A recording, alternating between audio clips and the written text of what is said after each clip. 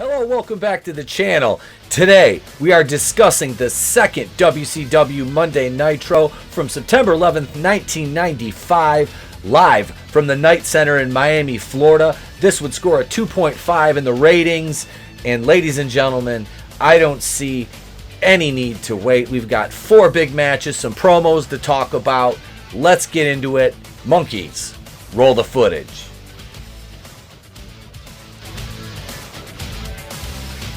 The second WCW Nitro would see some dark matches take place in Miami, Florida at the Knight Center. Kamala defeated Barry Houston.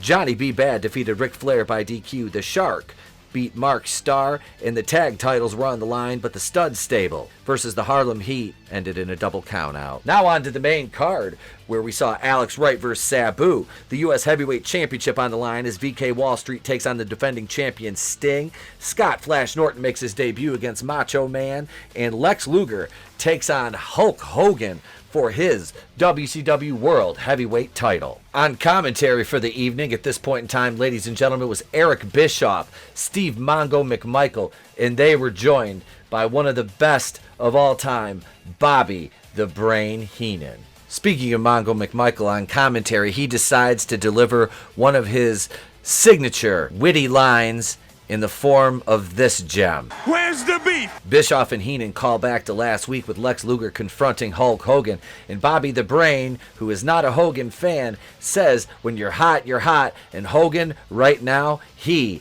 is not. Luger was confronting Hogan, and in the process, he managed to deliver probably one of the best single lines from the early days of Nitro. And it was said within context. It does make sense because he's casting aspersions on the WWF. But Lex gave us this. I am sick and tired of playing around with kids. So Luger tells Hogan he wants to challenge him next week in Miami for the world title.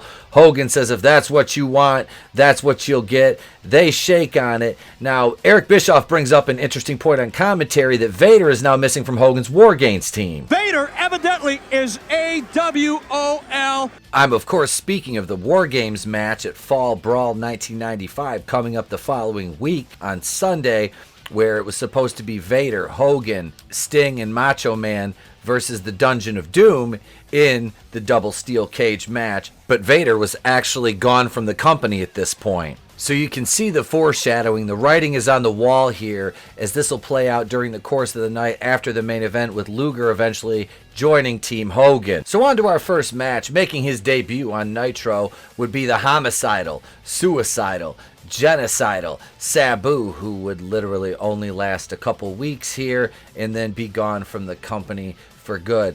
But having worked shows with Sabu for years, I don't mind that at all. Sabu's opponent for his debut would be none other than rising star in WCW Das Wunderkind, Alex Wright, all the way from Germany. There's not really a lot to this match, but Sabu basically hurts himself more than Wright with his high flying at one point. Outside, pins Alex against the guardrail, dives at him off a chair. Wright moves, eats the guardrail. Sabu pins Wright with a Hurricane Rana at the end of the match off the top rope. Then, after the bell, Sabu, of course, goes out, gets the table, sets Wright on it, does the suicide dive from the top rope to the outside, and goes through the table, causing the ref Nick Patrick to reverse his decision and award the victory via disqualification to Alex Wright. So this is a theme that you'd see recur with some of these workers coming into WCW, would be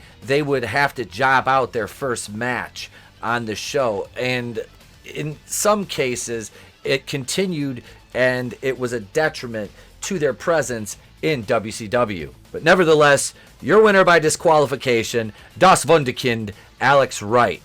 As we come back from break, Mean Gene Okerlund is in the ring for his first interview segment of the night, and it's none other than the Nature Boy, Ric Flair, who comes down in his typical style, profiling, wilding, and goes on to talk about his match at Fall Brawl with Arn Anderson, laments the fact that they are running mates together, they were like brothers, and it's all about the Four Horsemen.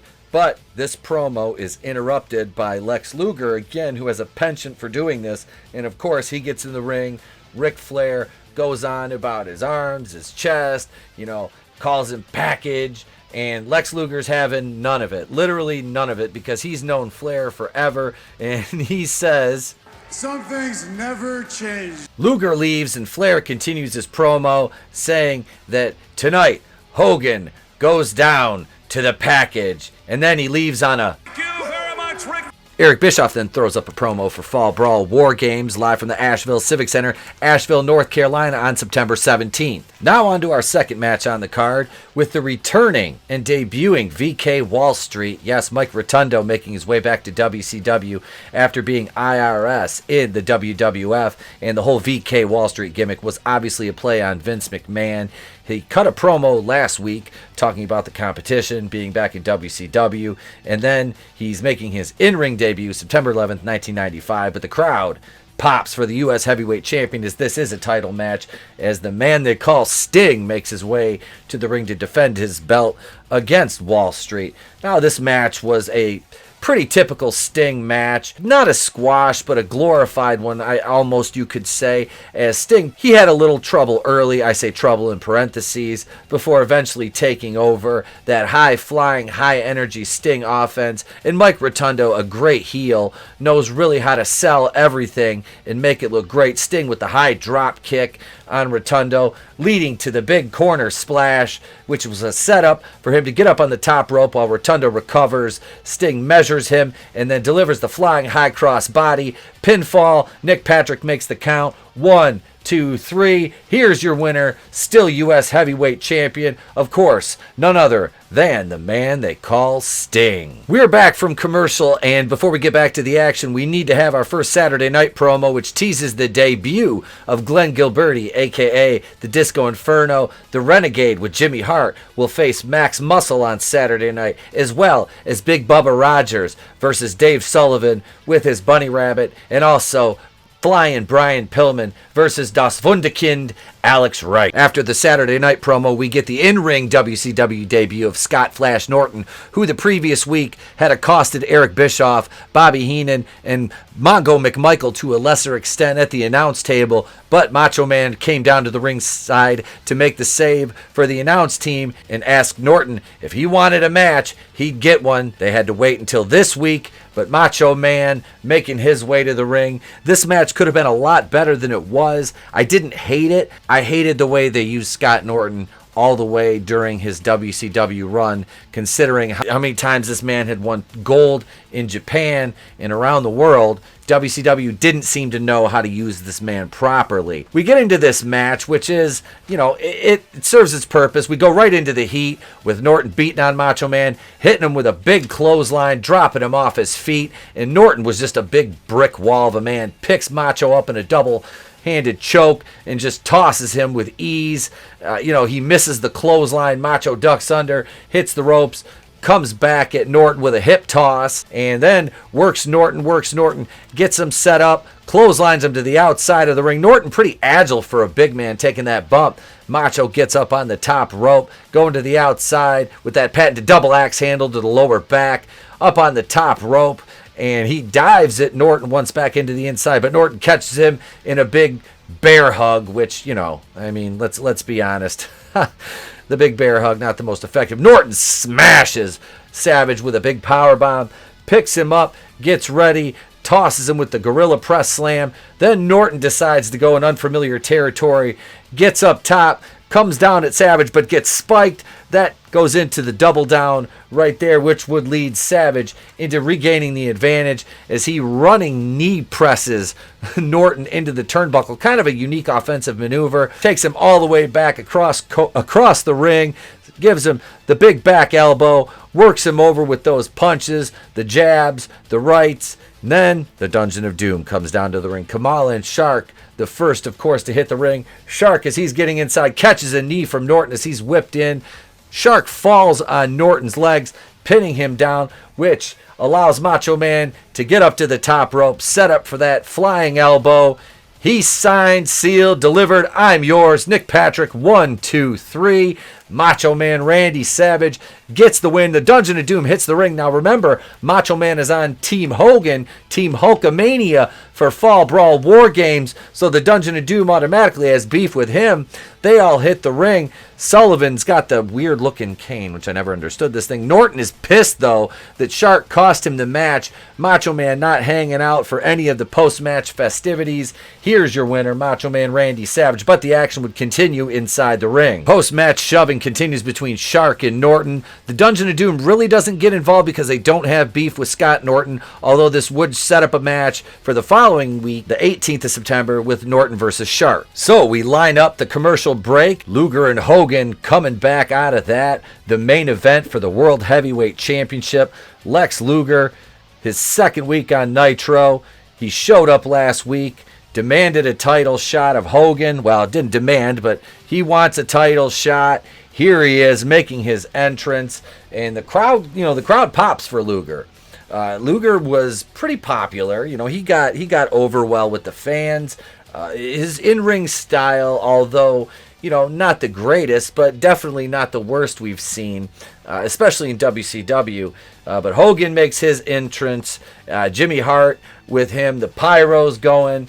American Made playing, which I was never really a huge fan of the American Made theme song, but I understand why. It's not like Vince McMahon was going to let go of Real American and let Hogan use that, especially at the competition, So Hogan, makes his grand entrance, rips the shirt off, gives the ear to the fans, and him and Luger square off. And this is a battle of two titans, obviously. Here we see the World Heavyweight title, Hulk Hogan's belt on the line. And I love this look that Hogan gives Luger right here. This is just great. So they lock up, and Luger, of course, drives Hogan back into the corner, and Hulk really does a good job of selling this for him, acting very shocked at Luger's strength. But then they tie up again. After doing the rounds, you get the little circle game as they square off. Another tie up. This time Hogan gets the advantage on Luger, powers him back into the corner, and out of that we get a little chain wrestling out of Hogan, which we're not used to seeing. And Hogan comes back, big suplex on Luger, puts him up and over rather easily. Luger, though, no sells, gets right up, stares Hogan down. Hogan doesn't see him, though, gets him with the big Lex flex. Hogan, the shocked look on his face. That's one thing, his facial expressions. Hogan could really put that over. Luger counters with a big suplex on Hogan. Hogan gets right back up, though. Of course, he's got a no-sell. Luger hit his Hulk pose, the most muscular. And then we go right into the good old Irish whip, back body drop. Hogan gets Luger in the corner, and another Irish whip spot. Across the ring, big clothesline. Misses the second one. Luger with a power slam on Hogan. Signals that's it. It's time for the rack. You're going up. And what do we know? Luger gets Hogan up in the rack. He's working it. Randy Anderson asking Hogan if he submits. He says no, but Luger has him up. At one point, Luger thinks Hogan is submitted, drops him down. Randy Anderson pulls Lex Luger's arm down, tells him no, he never submitted. So Luger kind of turns around. Hogan's still laying there. Luger runs over real quick. 1, 2, kick out, and the Hulk up spot comes. Hogan does his normal routine, stomps around the ring, pumps the fists, the big finger wag in Luger's face. Of course, that's followed by the 3 punches, and then walk him to the ropes. Big boot, leg drop. 1, 2, oh, nope. Dungeon of Doom, the run in. Of course, Hogan has beef with the Dungeon of Doom, so they run in. Everybody is out beating Hogan. Luger standing there. Kevin Sullivan looks at Lex Luger, and at this point, you're wondering, is Luger in with the Dungeon of Doom? Sting and Macho Man come in for the save, though, to give Hogan a hand. They clean house, clear everybody out. Hogan's arm raised. He wins by disqualification because the Dungeon of Doom, of course, attacked him. He has beef with Luger at this point, wanting to know, if Luger is with the Dungeon of Doom, what his intentions are. And, Mean Gene is there. They have to clean. Now, they have to go through this because War Games Fall Brawl 95 is this Sunday. So Hogan wants to know, what's Luger all about? Was he in on that? Sting and Macho Man going back and forth about, Sting obviously is Luger's best friend. He wants Luger on the War Games team. Macho Man says he does not. He's pointing the finger at Luger. He says, I'd rather get, attacked by the enemy that I know than get stabbed in the back by somebody that's supposed to be, I'm calling a friend. And Sting vouches for Luger. Luger says, that's fine. He'll be on the team, but he wants the title shot down the road. And that's where we leave it. Luger, covered by the announce team, is now on Team Hulkamania for War Games. So we do have 4-on-4, and that's where we leave Nitro this week, folks. Not a bad show overall. Alex Wright and Sabu, while there was some high spots, Alex Wright really showed off some of his arsenal. He was a talented wrestler, talented young wrestler at that point. Sabu is just a piece of shit. VK Wall Street and Sting, that one went just about how you would expect VK Wall Street and Sting to go. VK, Mike Rotundo, great veteran. So was Sting. Sting was on a real heater here. The crowd still, the WCW crowd always popped for Sting. They loved Sting. He was that guy. He was that constant in WCW. Never left, never went anywhere outside of when he disappeared to come back as the black and white Sting the Crow angle. But he never jumped ship until after WCW was gone. And then it was 2015 by the time he finally went to WWE. Scott Norton and Macho Man could have been a much better match than it was.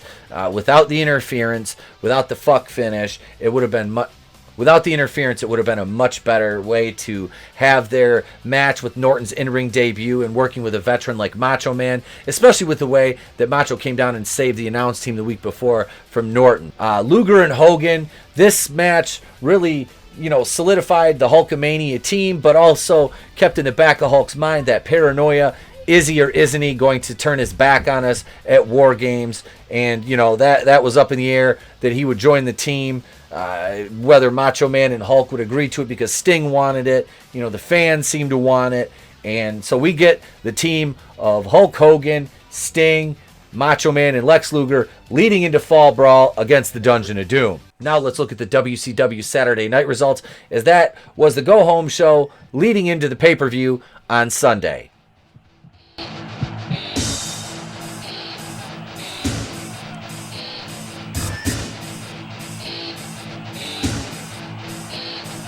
That's it, gang. Do all the YouTube things. I'm Tepo Queen of the Place to Be Reviews. It has been my pleasure to be here with all of yous. If I don't see you, have a great day, a pleasant tomorrow, and I'll catch you.